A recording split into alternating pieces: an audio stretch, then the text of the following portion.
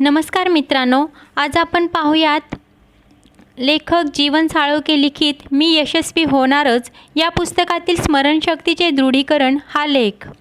हमखास यशस्वी होण्यासाठी स्मरणशक्ती सुधारणे आवश्यक आहे हे स्पष्ट करताना मनाची एकाग्रता किती महत्त्वाची आहे हे आपण पाहिले। मनाच्या एकाग्रतेमधूनच अवधान आणि अवधानातून अध्ययन घडत असते। स्मरणशक्तीमध्ये सुधारणा करण्यासाठी त्याच्याशी संलग्न असणाऱ्या घटकांमध्येही योग्य बदल करणे आवश्यक ठरते। मनाची एकाग्रता व प्रेरणा या एकाच नाण्याच्या दोन बाजू आहेत। एखाद्या विद्यार्थ्याला आपण चांगल्या व उत्तम दर्जाच्या शाळेत शिक्षण घेण्यास प्रवेश दिला तरी त्याची अभ्यास करण्याची शिक्षण घेण्याची इच्छा नसेल तर तुम्ही काय करणार? या संदर्भात नेहमी एक विधान केले जाते, you can take the horse to drink the water but you cannot make him to drink the water. म्हणजेच शिक्षण घेण्याची इच्छा असेल, आवड असेल तरच तो विद्यार्थी चांगल्या प्रकारे अभ्यास करेल, अध्ययन करेल। याचाच अर्थ मनाच्या एकाग्रतेसाठी प्रेरणा, आत्मीयता, अभिरुची, सलगता या गोष्टी जर नसतील तर तुम्ही बाह्य स्वरूपात कितीही सोयी सवलती सुविधा दिल्या तरी त्या निरुपयोगी ठरण्याची शक्यता अधिक असते। तुम्ही जो अभ्यास करता, अध्ययन करता त्यावर तुमची आवड, उत्साह, पूर्वानुभव, अभ्यासामागील प्रेरणा, मनावरील ताणतणाव या सर्व घटकांची कमी अधिक परिणाम होतो। स्मरणशक्तीत सुधारणा करायची झाली तर या घटकामध्ये योग्य बदल करणे गरजेचे ठरते। थोडक्यात, जितके अधिक अध्ययन कराल तितके स्मरण अधिक दृढ होते। अभ्यास करण्याच्या पद्धतीही महत्त्वाच्या आहेत। संशोधकांनी वेगवेगळ्या प्रकारे विविध स्तरावर संशोधन करून सामान्यतः 3 पद्धती सिद्ध केल्या आहेत: पूर्ण व अंश पद्धती, वितरित व अवितरित पद्धती, वाचन व मनन। आपण सुरुवातीला पाहूया पूर्ण व अंश पद्धती। पूर्ण पद्धतीत पाठ एकदम अभ्यासला जातो। पाठ म्हणजे एखादा धडा किंवा शालेय विषयातील एखादे प्रकरण असाच घेऊ नये। आपण ज्या क्षेत्रात काम करतो तेथील कामकाजाच्या संदर्भातील एखादा भाग असाही घ्यावा। पाठ एकदम अभ्यासला तर ते समजण्यास सोपे जाते, परंतु लक्षात ठेवण्याच्या दृष्टीने त्या पाठात अवघड गोष्टी असतील तर त्या खूप असतील तर अशा वेळी अंश पद्धतीने अभ्यास करणे योग्य ठरते। अंश पद्धतीत पाठाचे भाग करून त्याचे अध्ययन केले जाते। अवघड भागाचे सुलभीकरण केल्याने लक्षात ठेवणे सोपे जाते। वितरित व अवितरित पद्धती। वितरित पद्धतीमध्ये नियमितपणा असतो। बालपणी प्राथमिक शाळेत आपण रोज पाढे म्हणतो। इंग्रजीमधील अवघड शब्दांचे स्पेलिंग अर्थ पाठांतर करतो। या प्रकारे नियमित पाठांतरामुळे पाढे किंवा इंग्रजी शब्दांचे व अर्थ विनासायास पाठ होतात, ते दीर्घकाळ लक्षात राहतात। या उलट काही विद्यार्थी परीक्षा जवळ आल्या की त्या काळात रात्रीचा दिवस करून अभ्यास करतात, ते नियमित अभ्यास करत नाहीत। ही पद्धती अवितरित पद्धती होय। अवितरित पद्धतीने विद्यार्थ्यांच्या मनावर ताण पडतो। ताणतणाव निर्माण झालेल्या परिस्थितीमध्ये वाचन व मनन केलेला अभ्यास ऐनवेळी आठवणे त्याला शक्य होतेच असे नाही। स्मरणशक्ती सुधारण्यासाठी वितरित पद्धतीचा अवलंब आवश्यक ठरतो। अभ्यास विषयाचे नित्य वाचन करावे, अर्थात केवळ वाचनापेक्षा मनन करण्याची सवय लागल्यास स्मरणशक्ती सुधारण्यास व आकलनशक्ती वाढण्यासही मदत होते। वारंवार वाचनाने अभ्यास विषय समजणे सोपे जाते। मनन म्हणजे वाचलेली काही काळ बाजूला ठेवून त्यावर विचार करणे, विविध घटकांचा परस्पर संबंध लक्षात घेणे, तसेच जेथे आपण कमकुवत आहोत असे वाटते त्या भागाचे वारंवार अवलोकन करणे। मनन करताना आपण गणिती सूत्रे, समीकरणे किंवा स्वतःच्या खास तंत्रानुसार वाचलेला पाठ्यांश स्मरणात ठेवू शकतो। स्मरणशक्ती सुधारण्यासाठी असे उपाय महत्त्वाचे ठरतात।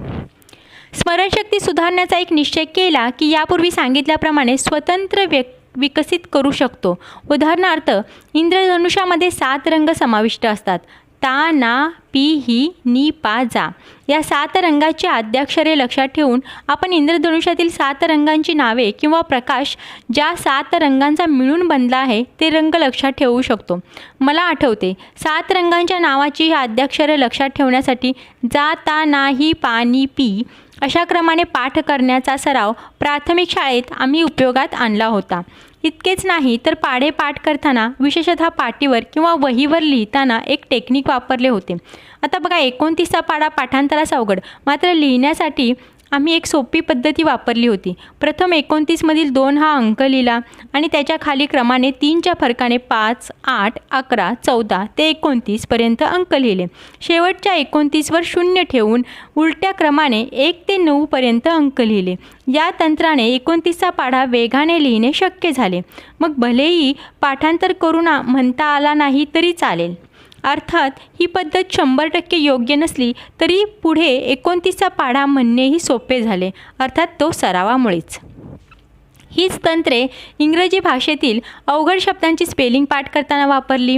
सांगण्याचा हेतू एवढाच की कठीण विषयाचे आकलन करून घेण्यास व स्मरणशक्ती सुधारण्यास अशा प्रकारे काही युक्त्या योजाव्या लागतात. त्याचा फायदा आविष्काराच्या वेळी होतो. आपली धारणा म्हणजे साठवण्याची क्षमता वाढवण्यासाठी ज्या वेगवेगळ्या विषयांची माहिती आपण घेतो ती सहज सोप्या आकलनातून ग्रहण करावी. रंजक पद्धतीने घेतलेल्या या माहितीचा आविष्कार करताना इतरांसमोर मांडताना आपोआप सुलभता येते. स्मरणशक्तीच्या आड येणारी गोष्ट म्हणजे विनाकारण भीती वाटणे. खूपदा ग्रहण केलेली स्मरणात ठेवलेली माहिती आठवत असताना भावनिकदृष्ट्या अस्वस्थ झाल्याने साध्या घटनाही सांगणे किंवा आठवणे अवघड वाटते. काही वेळा सतत आठवण्याचा प्रयत्न केल्याने मनाला क्षीण किंवा थकवा येतो. अशा वेळी मन दुसऱ्या विषयांकडे वळविणे आणि थोडी विश्रांती घेणे, कर्णमधुर संगीत ऐकणे लाभदायक ठरते. चांगल्या स्मरणशक्तीसाठी आत्मविश्वास वरदान ठरतो. माझी स्मरणशक्ती कमजोर आहे, मला काय काय घडले ते आठवत नाही, कितीही वेळा वाचले तरी आठवणीत राहील तर शपथ, असे उद्गार हे न्यूनगंडातून येतात. असे उद्गार कधीही काढू नयेत. अशा प्रकारचा न्यूनगंड स्मरणशक्तीबद्दल अविश्वास हा यशस्वी होण्यासाठी मोठा अडथळा ठरतो. मी आठवू शकतोच, माझी स्मरणशक्ती चांगली आहे अशीच ठाम भावना आपल्या मनोमनी असली पाहिजे. खरं तर फक्त मनुष्यामध्येच स्मरणशक्ती ही देणगी निसर्गाने दिली आहे. त्याचबरोबर विस्मरण हा सुद्धा स्मरणशक्तीचाच एक अपरिहार्य भाग आहे. केवळ आठवणे, स्मरण करणे आणि काहीच विसरायचे नाही असे घडले असते तर मनुष्य जीवन हे असह्य ठरले असते, कमालीचे, दुःखदायक झाले असते. सगळ्यात महत्त्वाची गोष्ट म्हणजे आपण काय लक्षात ठेवायचे आणि काय विसरायचे याचे तारतम्य असले पाहिजे. जे अभ्यास करून आपण स्मरणशक्तीत साठवले आहे ते वेळोवेळी उपयोगात आणले पाहिजे, तरच ते दीर्घकाळ आठवणीत ठेवणे शक्य असते. अभ्यासानंतरही दीर्घकाळ ज्या गोष्टी आपण स्मरणात ठेवतो त्याचे उपयोजन करतो, यशप्राप्तीसाठी त्या महत्त्वाच्या असतात. या उलट फोन नंबर, वेगवेगळे पत्ते, प्रवासात किंवा सहलीच्या ठिकाणी झालेल्या ओळखी, प्रसंग हे आपण तात्पुरते लक्षात ठेवतो. यश मिळवण्यासाठी, वेगवेगळ्या क्षेत्रात यशस्वी होण्यासाठी स्मरणशक्ती महत्त्वपूर्ण प्रभावशाली घटक आहे. ती तुमच्या निरंतर अध्ययन, अनुभव, निरीक्षण व अभ्यासाचा एक आविष्कार आहे. आयुष्यात तुम्ही ध्येय निश्चित केले आणि ते साध्य करण्यासाठी तुम्ही एकाग्रतेने कृतिशील राहिला की तुमचे भविष्यच नव्हे तर वर्तमानही बदलते. सारे आयुष्य उजळून निघते. तुमच्या नित्याच्या कार्याला एक वेगळे परिमाण लाभते. तुम्ही तुमचे कार्य त्यामुळे उत्साहानेच नव्हे तर जोशात करता. धन्यवाद मित्रांनो.